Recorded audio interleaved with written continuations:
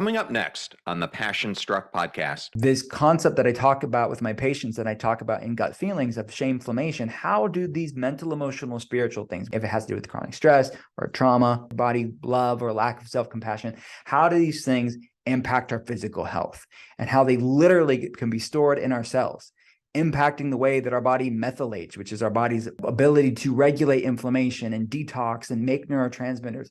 How is it impacting us? Our body is a cellular library, and the thoughts and our words and actions and experiences are the books that fill up that cellular library. Welcome to Passion Struck. Hi, I'm your host, John R. Miles, and on the show, we decipher the secrets, tips, and guidance of the world's most inspiring people and turn their wisdom into practical advice for you and those around you. Our mission is to help you unlock the power of intentionality so that you can become the best version of yourself. If you're new to the show, I offer advice and answer listener questions on Fridays. We have long-form interviews the rest of the week with guests ranging from astronauts to authors, CEOs, creators, innovators, scientists, military leaders, visionaries, and athletes. Now, let's go out there and become Passion Struck.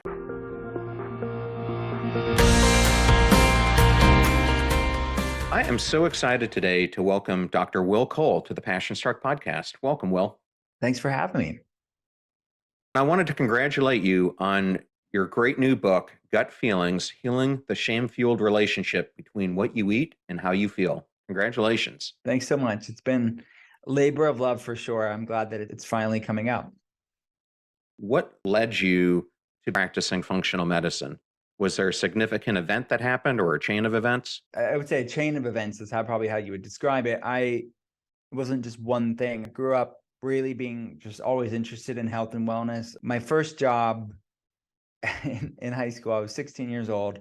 My first job was working at the Finish Line, selling Nikes and Adidas and Air One shoes at the time. And I used my paychecks at the Finish Line to go to the health food store and buy the latest superfood that I read about or latest herb that had some exciting research as a 16-year-old. And I thought it was normal for me to do that. And I didn't really pay much attention to the fact that people thought I was kind of weird that I was packing my lunches at 16, like with bell peppers in it and snap peas. But that's who you're talking to. It's a slightly weird health nerd and biohacking before biohacking was a thing that I just was interested in learning about it and how it could make me feel and improve how I wanted to feel. And then that evolved to beyond just being a hobby at 16, 17, 18 to want to be trained in this formally. So I went to an integrative medicine school in LA called Southern California University of Health Sciences in Whittier outside of LA. And then I was trained by just amazing medical doctors and acupuncturists and doctors of chiropractic and naturopaths and nurse practitioners in their own craft to really wanting to hone health science, really. And I graduated and we started one of the first functional medicine telehealth centers in the world over 13 years ago. I moved back to Pennsylvania, where I'm from. And we didn't have the language 13 years ago for telehealth. We called it a virtual functional medicine clinic. That was the best I could do as far as describing how I was shipping labs to people and talking to them via webcam when they were in different states and countries than mine. I haven't changed in 13 plus years. It's all that I do. It's my day job. And the books or the podcast are really just natural ripple effects of my passion for my patients, figuring out complex health issues and getting to the root cause of why people are struggling, and ultimately a ripple effect of that weird 16-year-old packing his lunch with the random superfoods. Well, you mentioned biohacks earlier. Is there one that's more prominent that you've discovered than any other? Well, I talk a lot about in gut feelings. I put together a protocol for that book that is adapted from protocols that we put in for patients based on labs for people to nourish both the gut and the feelings, the physiological and the psychological, the physical and then the mental, emotional, spiritual, and how both sides, a both and approach when you're talking about feeling great or specifically different mental health issues like anxiety, depression, brain fog, fatigue, and also autoimmune inflammation issues. Those are two large part of my patient base, people with autoimmune issues and brain health issues, and looking to optimize both or one of those. So Biohacking, there's so many things that I love. I think that one that comes to mind, I think it's one of the aspects of the protocol in gut feelings, but alternating cold and hot therapies, one thing that's definitely trending online. People are aware of it because it's a great tool to regulate the nervous system and support lowered inflammation levels. So it could be as simple as a cold shower and hot bath. If you have access to a sauna, access to steam room, anything like that. Even sauna blankets are available. I recommend them to many patients to alternate between that and either an ice bath, a cold plunge, or cold shower, whatever they have access to, is a great way for somebody that has inflammation or is dealing with fatigue, brain fog, or dealing with anxiety, depression, some hypervigilant nervous system issue. That's something that people would classify as a biohack, I guess. That would be a tool that I get to implement in patients' lives a lot, and I also talk about it in the book. Yeah, it's interesting. I was lucky enough to have one of your peers on the show, Dr. Mark Hyman, and we got into homeostasis, and we were discussing both cold therapy and hot therapy. And what I didn't realize is that they both do very much the same similar thing to the body. Have you found that one is better than the other? To answer that question fully, I would say it's down to bio-individuality and really looking at the person's case and also their experimentation with this and seeing what they enjoy the most, what resonates with the most. I have to say, if I had to give my own subjective opinion on this, I think that most people don't sweat enough. Now, I'm talking to someone that lives in Florida, so maybe you're going to hit me for saying that. But many people aren't. They're still, if they're in Florida, they're in air-conditioned space during the summertime, right? Most of the time.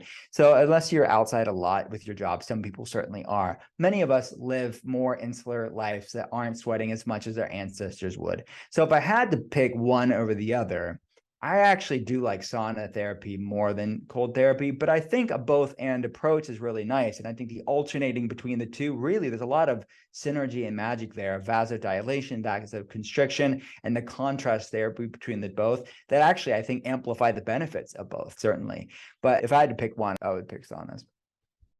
I'm glad you brought that up. And I'm just going to tell the audience that a couple weeks after Will's episode launches, we will have Dr. Rhonda Patrick on the podcast, and we're going to do a deep dive into sauna therapy. So can't wait to do that. It's going to be great. Stay tuned. So if you're a regular listener to the show, you understand the difference between functional medicine and conventional medicine. But for someone who's new to the show, they might not realize the difference. Can you explain how the two differentiate from each other?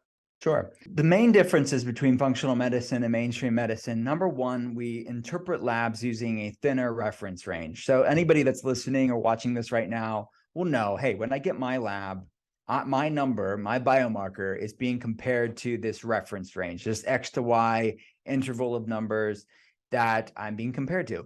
We get that reference range largely from a statistical bell curve average of people who go to labs.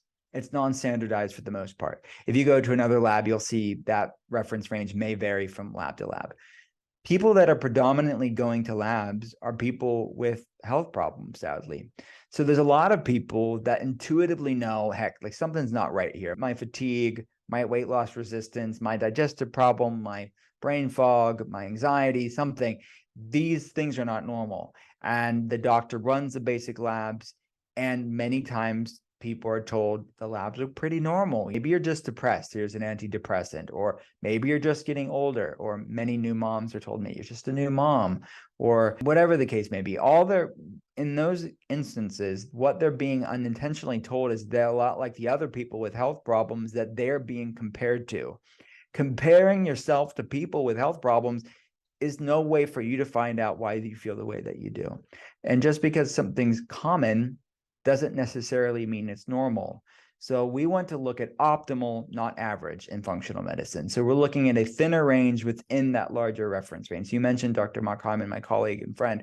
All of us are trained through the Institute for Functional Medicine, and we're looking at the Cleveland Clinic's Functional Medicine Center. And really, any doctor that's IFM trained is looking at these optimal, not average reference ranges. So that's the first thing. We're looking at the spectrum between health and health problems. And by the time somebody's diagnosed with a health problem, for most chronic health problems, it's about 4 to 10 years prior to that diagnosis when things were brewing on that, what I call the inflammation spectrum. The second thing we do differently in functional medicine is we run more comprehensive labs. So we want to look at what we would call upstream or root problems, like underlying gut problems or chronic infections or hormonal imbalances, nutrient deficiencies, whatever is relevant to the health history. We want to look at the stones that are most likely to have something underneath it, to get data, objective data as to why do I have this problem. To use the example of fatigue. In the West, we will just label that as fatigue or chronic fatigue syndrome. All right, being diagnosed with that, just anybody that has chronic fatigue syndrome will already tell you, I already know I'm chronically tired, but why? So it's really the diagnostic, this sort of medicinal matching game of just getting a set of symptoms and then labeling it is really, in my opinion, and what many of our opinions would be in functional medicine, an incomplete perspective, because it doesn't tell you why you're chronically fatigued. And there's a whole variety of reasons of why. And for some person, it's going to be A, B, and C. For the next person, it's going to be D, E, and F. So it's just the symptom of fatigue in this example is just the check engine light. The check engine light's on, but we have to look underneath that proverbial hood to see what's dysfunction, imbalance, deficient to be causing those symptoms in the first place. So that's the second thing. And then with the third thing, we realize we're all different. And that's kind of connected to the first two, but it's bio-individuality, and we're all different. And you're not going to have a cookie cutter, one size fits all approach to getting healthy. So we use food as medicine. We use natural medicines. We use medications when needed. We use biohacking. We do mind-body practice, trauma work, somatic practices, all the things that I talk about in Gut Feelings, really, and how we get people that have these chronic health problems like autoimmunity, like inflammatory problems, and like brain health problems like anxiety and depression to get better and heal. So that's my long-winded sermon on functional medicine. Yeah, I had Dr. Cynthia Lee on last year. I'm not sure if you are familiar with her or not, but she's a functional medicine doctor as well. And she gave me one of the best analogies that I still love for the way to think of it. And that is, she thinks of the human body as the analogy of a tree. And what happens is, in Western medicine, we like to treat the branches or the leaves, but we're not looking at the whole system of the tree. And when we're not, then, like my pine tree that came down during a storm last year, that's what ends up happening to us, because this thing has been slowly rotting, and the root cause of it could have been identified years before it happened, but we end up treating things in protocols instead of looking at the whole system and the importance of it being in balance. Absolutely. Yeah. So speaking of balance, throughout your entire book, the gut-brain connection serves as a steady foundation throughout it. Can you discuss what that means for someone who's not familiar with it? Sure. The gut and brain are formed from the same fetal tissue. So when babies are growing in their mother's womb, the gut and brain are formed from that same tissue, and it's inextricably linked for the rest of our life through what's known as the gut-brain axis, or the connection between the gut and the brain. 95% of serotonin is made in the gut, our happy neurotransmitter. 50% of dopamine, our pleasure neurotransmitter, is made in the gut, stored in the gut. From a neurotransmitter standpoint, but also an immune standpoint, 75% of the immune system is made in the gut. Inflammation is a product of the immune system. So both from a neurotransmitter and an immunological or an inflammatory component, there's a lot of far-reaching implications of how the gut, or what researchers refer to as the second brain, and if you think about it, the intestines kind of even physically resemble the brain, but the far-reaching implications of the gut and its communication with the brain. But it's bidirectional. It's a crosstalk, if you will, between the gut and the brain, and the brain and the gut. So this is very academically researched for the past 15 plus years, looking at the connection between the two when you're talking about things like anxiety, depression, brain fog, fatigue, someone just that wanted to like cognitively be optimal, to autoimmune issues when you're talking about inflammation is concerned. So it's a major role in many people, whether they know it or not. Okay, and I wanted to deep dive on this just a little bit further, going into the nervous system and areas that people might not understand. So I was hoping you could go through the enteric nervous system and how it relates to our larger autonomic system and its impact on the gut-brain connection. Sure. So our autonomic nervous system has three main branches. We have the sympathetic, which is the fight or flight, stress response. We have the parasympathetic, which is the rest, digest, hormone balance state, if you will, and then the enteric nervous system, which is largely the gut, the intestines, nervous system. The gut is innervated also by the parasympathetic through what's known as the vagus nerve, which is the largest cranial nerve in the body. It gets its name, which translates from the wandering nerve, and it's a master key component to our parasympathetic nervous system. So many people that have digestive problems, meaning they have maybe some constipation, or they have IBS, or they have bloating, slow GI motility, or any other gut problem that's causing any downstream issue, like when you're talking about leaky gut syndrome, or a lack of what's called a migrating motor complex, which is the gut-brain axis kind of innervation between the brain and the gut, allowing the nervous system to move the gut in a way to keep the bacteria of the microbiome, which is upwards of 100 trillion bacteria, into the large intestines where it should be. And a lack of vagal nerve tone and the enteric nervous system will cause a overgrowth from the large intestines into the small intestines and causing something called SIBO, which we see a lot on patients' labs. And I talk about it in Gut Feelings. It stands for small intestinal bacterial overgrowth, which is a big percentage of people that have irritable bowel syndrome or IBS, acid reflux issues, indigestion, heartburn is actually caused by SIBO, which in many ways, and for many people, is in part a nervous system issue. It has to do with the enteric nervous system and the parasympathetic nervous system. So a lot of what I see clinically, a component of it has to do with the vagus nerve. And like you saw, the autonomic nervous system is imbalanced. The sympathetic fight or flight stress state is overactive, and there's inflammation. You have some hormonal dysregulations. People feel anxious but exhausted. And the parasympathetic is weakened, or there's a poor vagal tone. So you'll see this phenomenon of nervous system dysregulation or a hypervigilance of the sympathetic response, which is a lack of vigilance of the parasympathetic. So that's really what's at play here. And people have to realize, we have to ask the question, what's contributing to that nervous system dysregulation? And as I talk about in Gut Feelings, it's both a gut and a feelings issue, meaning it's a physical, but also mental, emotional, spiritual. And the fact that mental health isn't separate from physical health. Mental health is physical health. And we really can't talk about one without talking about the other. And physical things like underlying gut problems or nutrient deficiencies or chronic infections. We see a lot of mold toxicity issues, for example, on patients' labs, or people that have chronic Lyme disease or different physical things, right? That will impact how the nervous system's regulating. It's going to really breed inflammation and sympathetic to be high because cortisol will come up. Cortisol was what's called it's an endogenous immunosuppressant. So in states of inflammation, one of the many things that cortisol is supposed to do, in addition to getting you out of that threat state from an evolutionary standpoint, it's also an anti-inflammatory. It regulates your blood sugar and blood pressure. But if cortisol is always high because of that sympathetic fight or flight stress state, that neuroendocrine, the nervous system and hormonal system's off, it's unsustainable and you're not going to feel good. But you really have to deal with the physical side of what's causing the inflammation in the first place to calm down that cortisol dysregulation.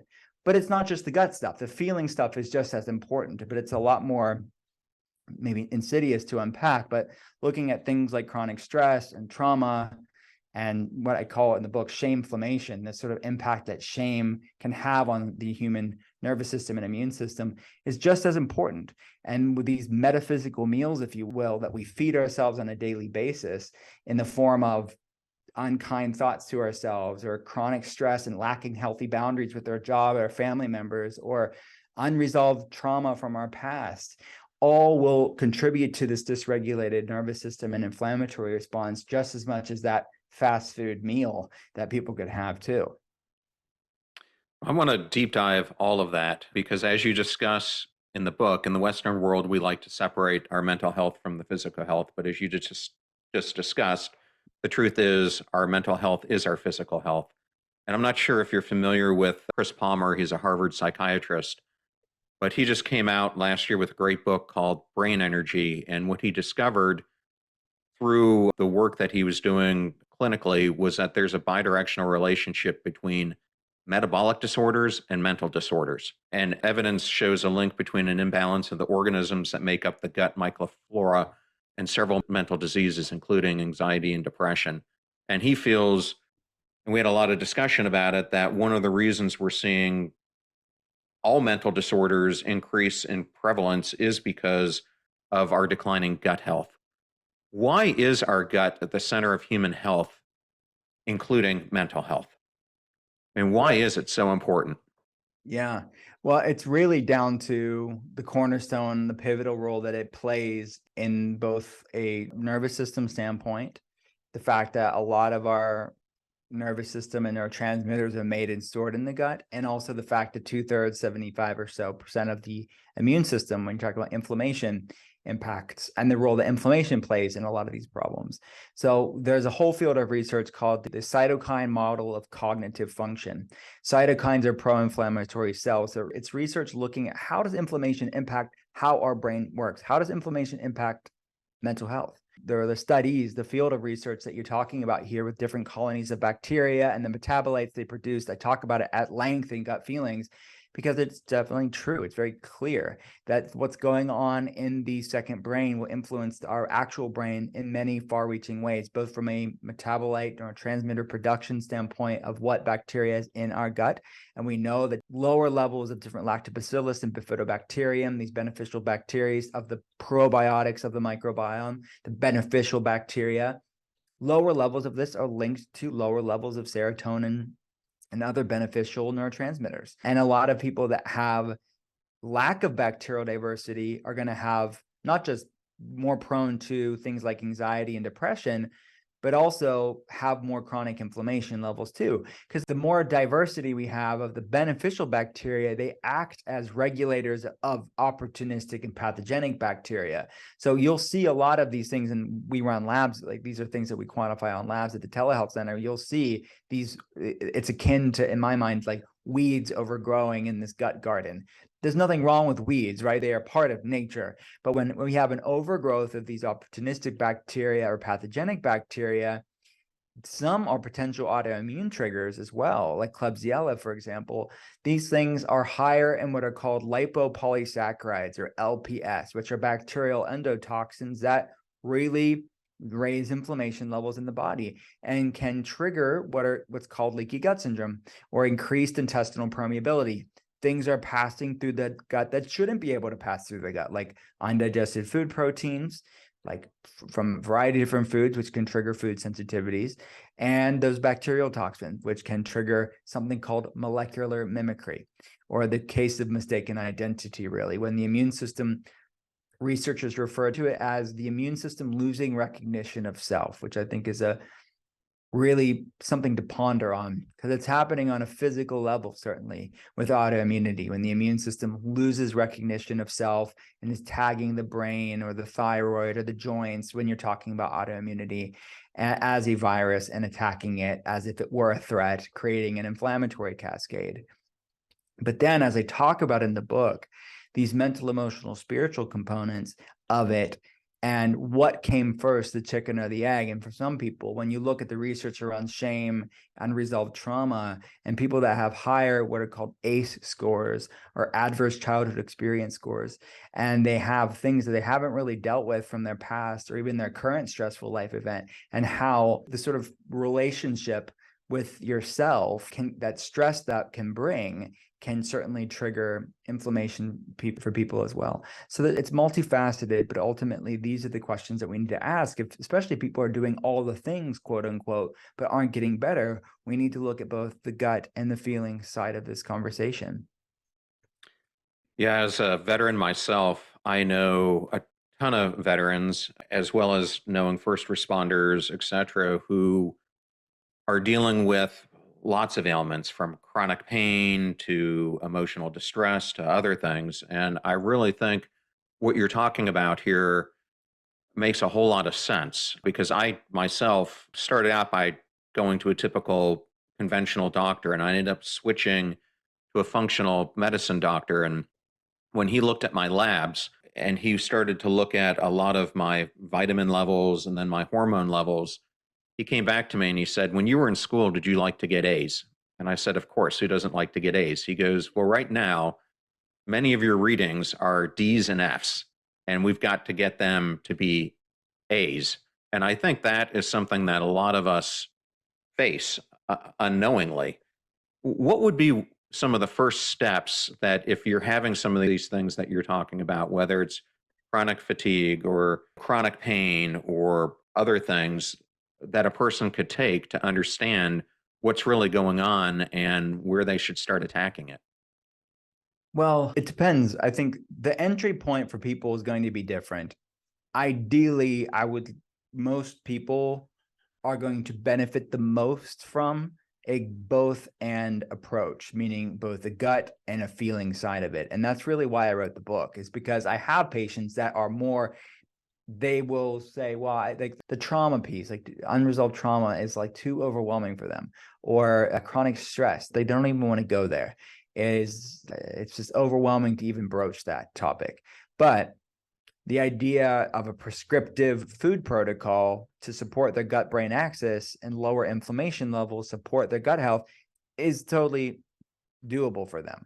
So that's wonderful, and that's their entry point. And if people can stay consistent with the simple, or consistent with that, for example, when they start feeling better, inflammation's lower, their brain's sharper, they're supporting their gut-brain axis and their nervous system, I find that at some point in their journey, they're going to have the resilience and the bandwidth to cross the bridge of dealing with the feeling side. If it's a piece of their puzzle, which for most people, it is at least a component to it.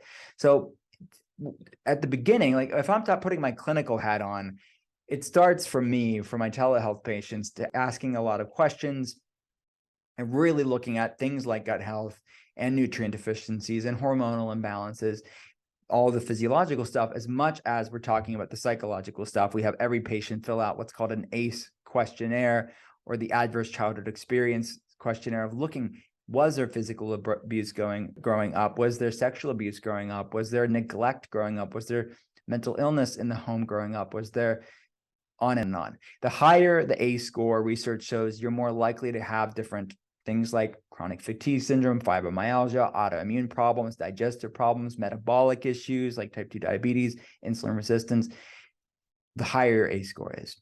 So we have to deal with both sides of the coin, and we have to lean into these practices. Now, I see some people that the food stuff's overwhelming, right? They just like, man, that's just too much. But they're willing to lean into the feeling side a bit more. But when their nervous system's calmed on that side, then they're willing to talk about the food. So it depends on where you're at on your health journey and what you're ready for. You don't have to do all the things to start moving the needle in the positive direction, I guess is my way of saying that.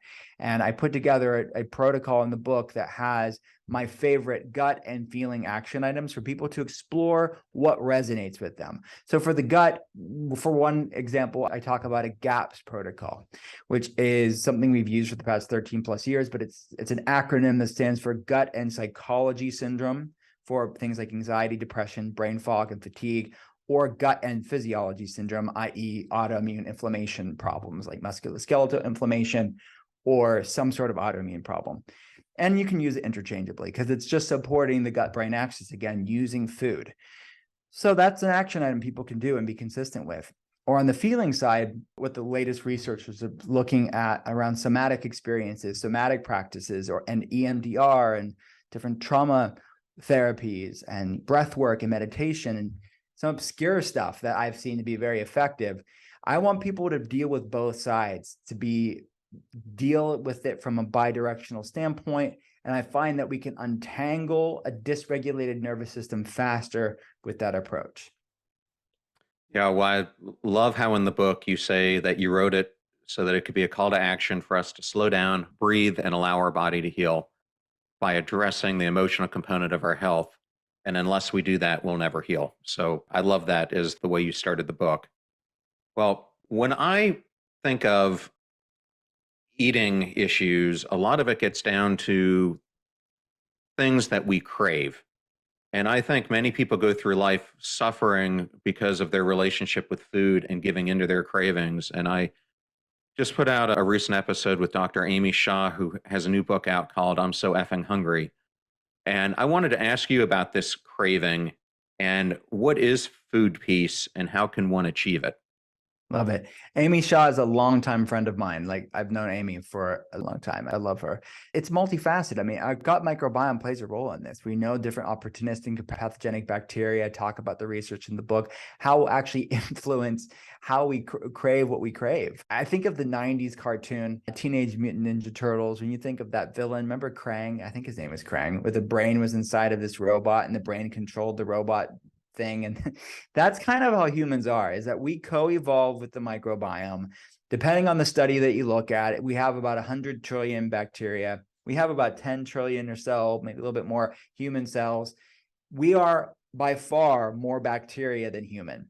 And we're sort of this sophisticated host for the microbiome, which in many ways, they kind of created us to transport them around the room and around the world and repopulate.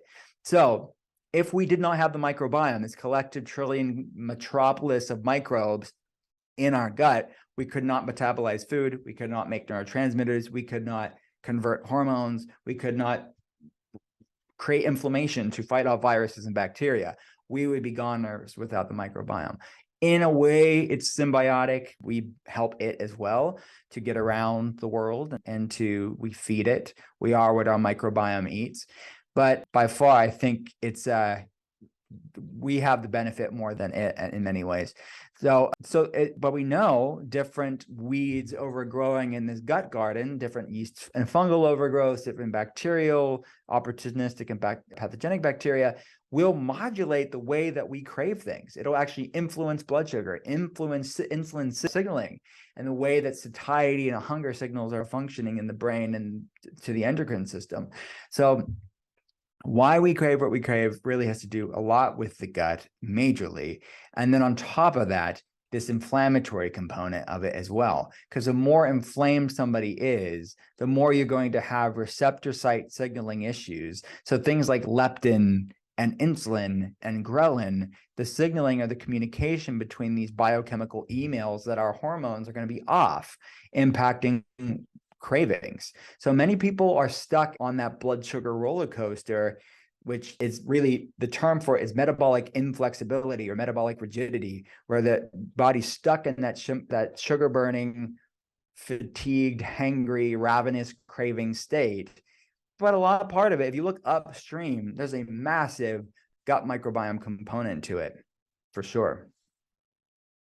Well, I'm going to just take what you just said and mention something that Mark Hyman mentioned in the last interview I did with him, which is, if you want to look in longevity, the first thing he mentioned you want to get rid of is sugar and carbohydrates, really eating wheat and things like that from your diet, basically to break that cycle that you're talking about.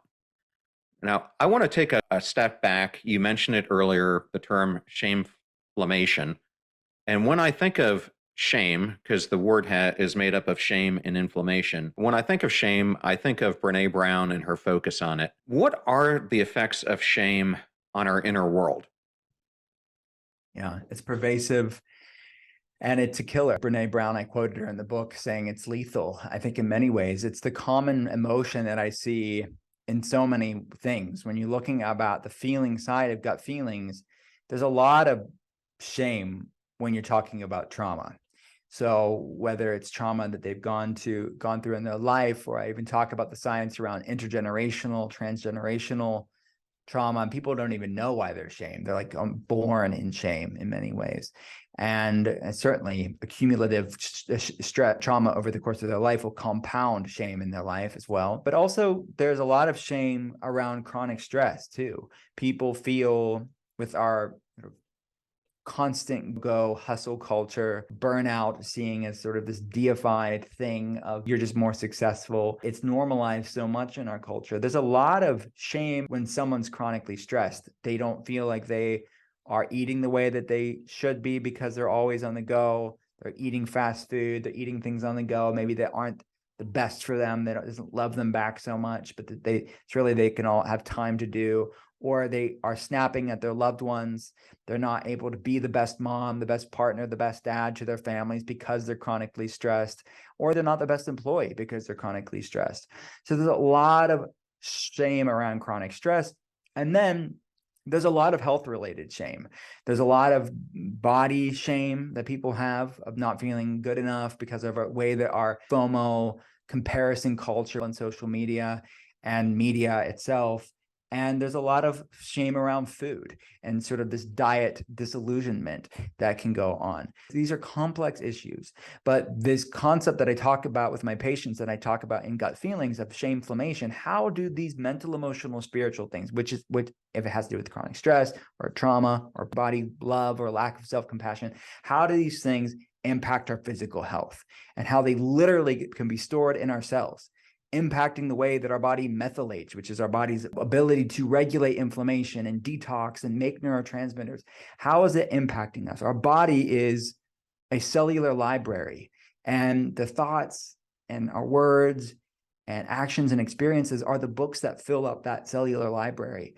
So a lot of our work with our patients is really starting to shift that library to one of healing, one of grace, and one of self-compassion, so we can start to modulate our body in a positive way. But shame is this very nebulous thing because it's prescriptive for me to say on the food side of things, well, these foods are going to raise inflammation, these foods are going to disrupt your microbiome. And I talk about it in the book. I give a protocol for the gut-brain axis. It's needed, but it's in many ways simpler, because it's very cut and dried, black and white, and we know how to get people better from a clinical nutrition standpoint. It is a lot more to unpack when you're talking about the feeling side of it, because you can't tell somebody to just not stress or not have shame or just drop that trauma. It doesn't work that way. But the work of unpacking that and starting to retrain the limbic system and retraining the nervous system on the feeling side is just as important, if not more important, for people to deal with these inflammatory problems, to deal with these metabolic problems, and deal with these brain health problems as well. Yeah, well, I love how in the book you point out that chronic stress is the ultimate junk food. Because if you don't deal with it, all the other things start falling down. You can go on as many diets as you want, you can do as much exercising you want, but until you get that stress out of the way, it's going to severely influence all the other balance aspects of your life. Yeah, it really is true. But it's how do we unpack that? I guess that's the question. But hopefully with the protocol in the book, people can start leaning into things that are free or things that are low cost, accessible, inexpensive things. When you're talking about breath work, for example, it's completely free. I talk about the research coming out of Japan and South Korea called forest bathing, which comes from the Japanese word shinrin-yoku, which translates from Japanese to English as forest bathing. It's using nature as a meditation, using nature as a medicine. The science is fascinating of how we can use nature as a sensorial immersive bath to lower inflammation levels, to modulate the nervous system in a positive direction. So you don't have to be a wellness aficionado. If you are, then fantastic, this book is for you. You can just be consistent with the simple, even if it's 2 or 3 things from the protocol. If you're consistent with the simple, you can start moving the needle in the positive direction in profound ways. Okay, well, we've talked a lot about the background throughout the first chapters that you cover, but I really want to get into now your 21-day gut feeling plan and how it's designed to heal. Can you walk us through it? Sure. So as I talk about in the book, if you're talking about trauma, intergenerational trauma, like mainly the trauma, how it's passed down through generations, you're not going to resolve all of that in 21 days. I want to make some profound changes in the positive direction, but more than anything, I want us to get our head above water so we can start to see, all right, we want to keep doing the things that love us back. And avoiding things that don't love us back isn't restrictive. It's not obsessive. It's self-respect. And you also will get an idea of, as the reader, for it to say, okay, these 6 different things within the protocol, I like those the most. I want to stay consistent. Maybe there's 3 gut action items and 3 feeling action items within the protocol. You don't have to do all of them, but I basically picked 42 of my favorite science-backed ways to support your gut and your feelings. There's 21 things for your gut, 21 things for your feelings. So people can pick up a few things from each one and stay consistent with it. So maybe on the gut side, it's the GAPS protocol that I talked about, and it's lots of soups and stews, which the theory around the GAPS protocol is just almost pre-digesting foods by cooking them in the Instapot or a pressure cooker or slow cooking your soups and stews, so it's easier to digest. So allow that second brain, allow your gut the time to repair and work on healing instead of the work that it requires to digest lots of raw foods.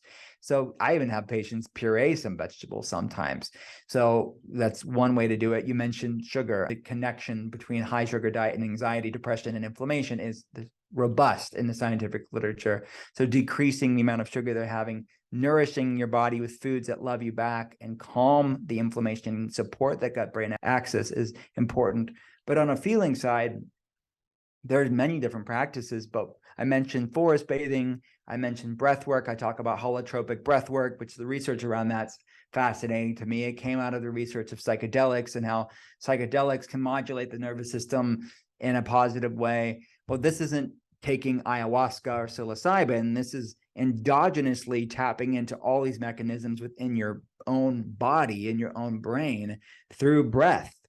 And I talk about in the book of how throughout history, breath, it's been synonymous with spirit. Even in the Bible, Ruach HaKodesh is the Holy Spirit. It translates as breath. It's the word Ruach is breath and spirit. So it's really looking at how prana in Eastern tradition. So it's looking at how breath can be a way to connect with your spirit and metabolize stored trauma and shift our nervous system in a positive way and strengthen that good old vagus nerve that we talked about that's regulating the parasympathetic, resting and digesting, chilled out, proper healthy gut-brain axis. Somatic practices, I talk a lot about them within the protocol too. Things like yoga and Tai Chi and dancing and drumming and body tapping. There's so much people can do. But again, do they have to do all the things? No. I want them to experiment with these things and see which ones resonate with them the most, and then get enough tools within their toolbox to stay consistent with over time, because that's when you start to see the nervous system shift, inflammation lower, and then start to achieve their health goals.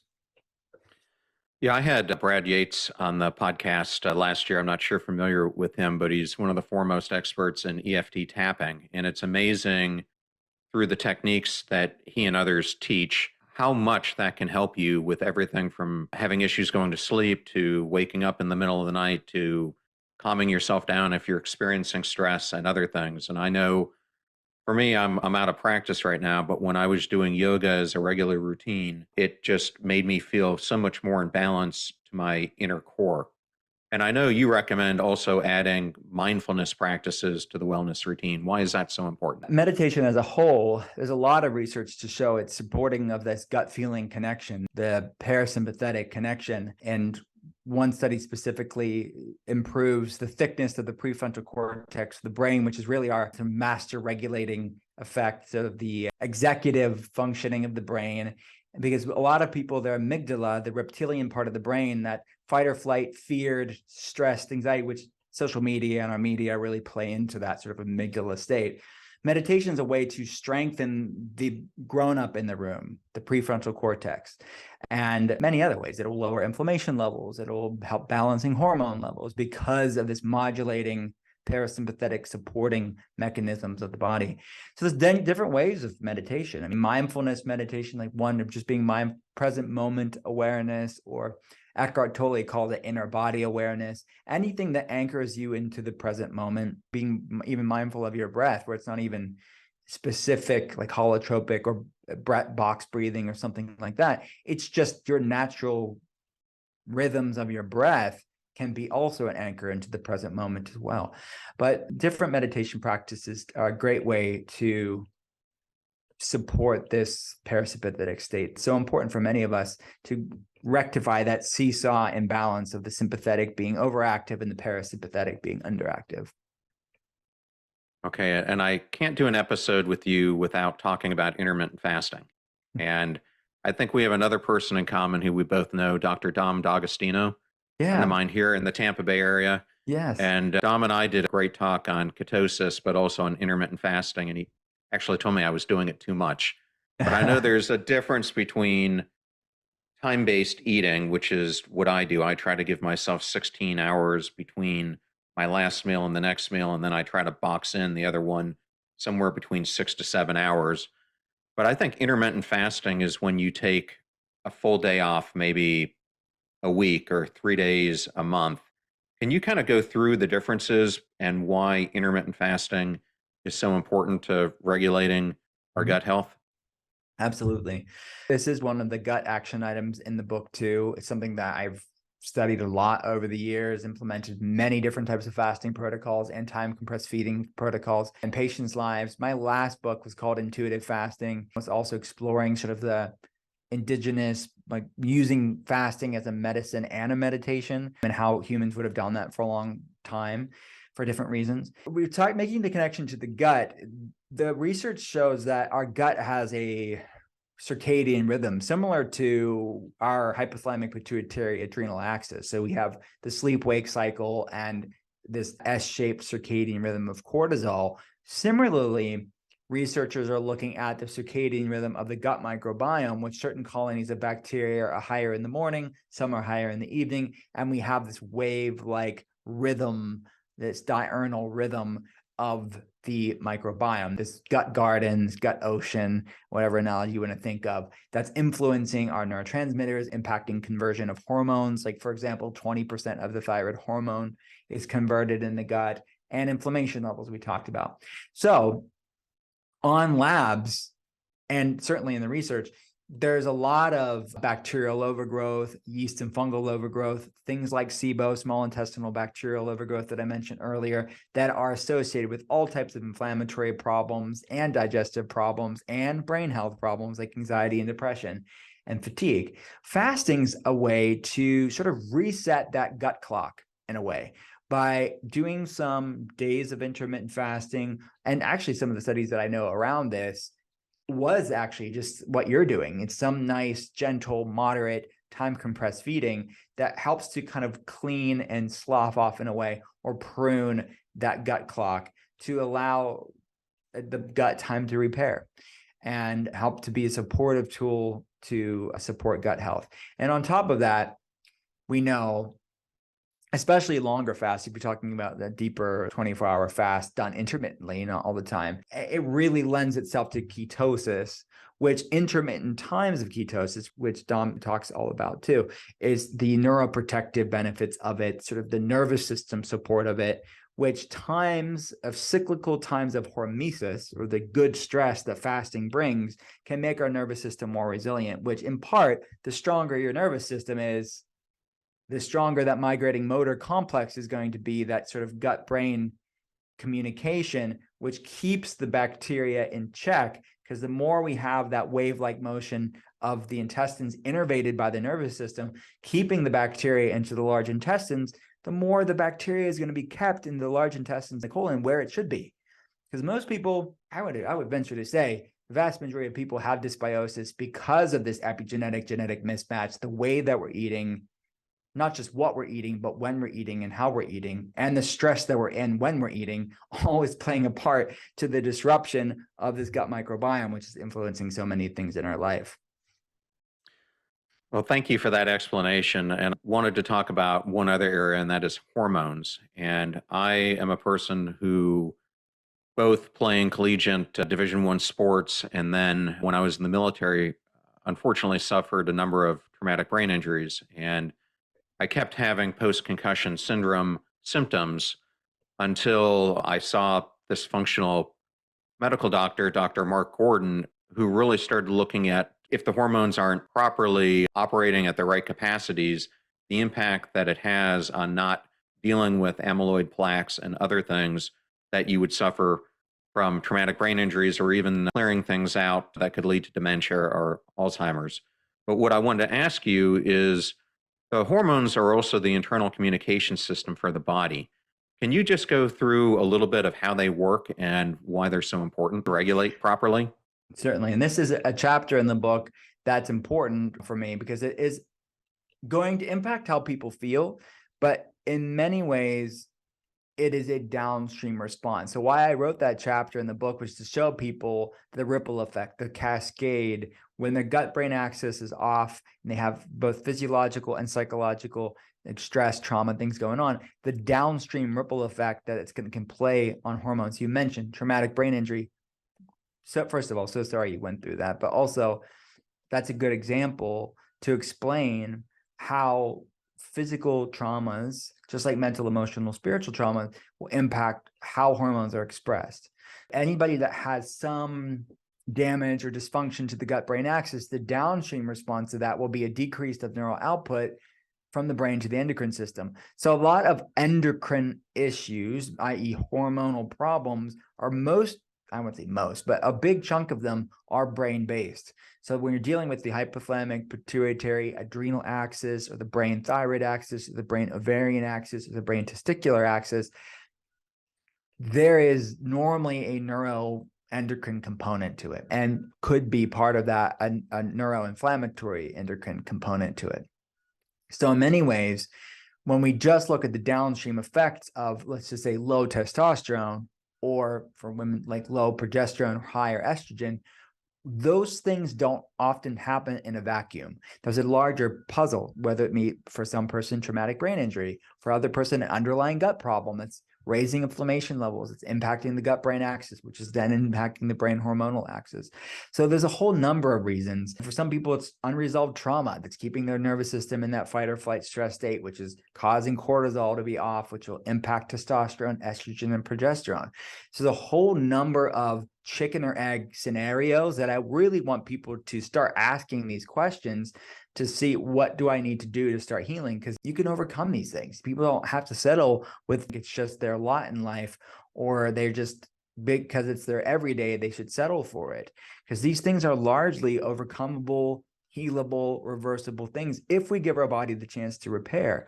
So these are things we quantify in labs, and we need to deal with it.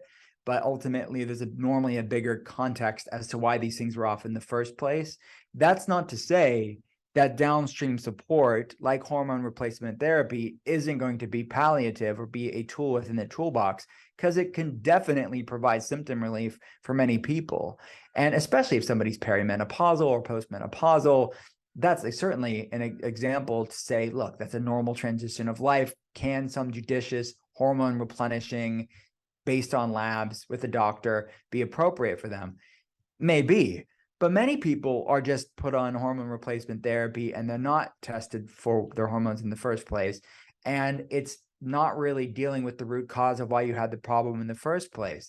So I think this is an important conversation, because so many people maybe saw in a lab their hormones are off, but ultimately, what's the bigger context of why these things are off? And oftentimes, it's this gut feeling component that I'm talking about in the book. Okay, and then I always close on this question. If there was a takeaway you wanted for a reader of the book or a listener of the show, what would a main one be?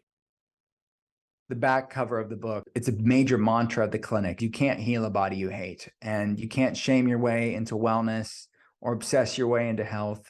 And ultimately, the book is predicated on bringing a grace and a lightness into wellness, because I think biohacking is wonderful. We talk all about it in the book, but ultimately, I think it can be a source of obsession and orthorexia, which is disordered eating around healthy foods, if people are not checking themselves. I really wanted to have a massive heart to the health community and the wellness community, of which I've been a part of since I was that 16-year-old weird kid buying bell peppers and putting them in my lunchbox, is why are we doing these things? And stressing about eating healthy isn't good for your health. Like obsessing about the latest like Oura Ring score or Whoop Band score, or how long we stayed in the cold bath, and it becomes sort of this source of dread and obsession and shame. It is really the antithesis of sustainable wellness. As much as I'm talking about the research of trauma and stress and underlying gut problems and this gut feeling connection, I really couldn't have that conversation without talking to the main people that are going to be reading this book, which are health aficionados that tend to take everything to an extreme level, which is a saboteur to actually regaining health. And believe me, I look at labs all day long, and most of my patients are extremely erudite people who know more than most doctors do about health. But I look at their labs, and they're better off than they would be if they weren't doing their good things. But part of what's keeping them stuck at these plateaus is this sort of unhealthy obsession, or shameflammation, as I call it in the book, around these good things. So it's a paradigm shift, a hard reckoning of why we're doing what we're doing within wellness. So I guess that would be my answer to that. Well, I love the book. I will make sure it's all throughout the show notes, and I always put a picture of the book as well. So Just link on that. It'll take you right to a place where you can buy it if you're part of the audience. Will, if someone wanted to know more about you or they would like to set up an appointment with you, what is the best place for them to do so? Thank you for the opportunity. I really appreciate it. Everything's at drwillcole.com. That's drwilcole.com. But the links to Gut Feelings there, the telehealth center, all the telehealth new patient options are there. And my podcast, The Art of Being Well, the links to that as well. Yes, and I've checked out a number of episodes. Please go check it out. If you like the Passion Struck podcast, you'll love Will's show as well. Thank you so much for coming on the show. It was truly an honor to have you.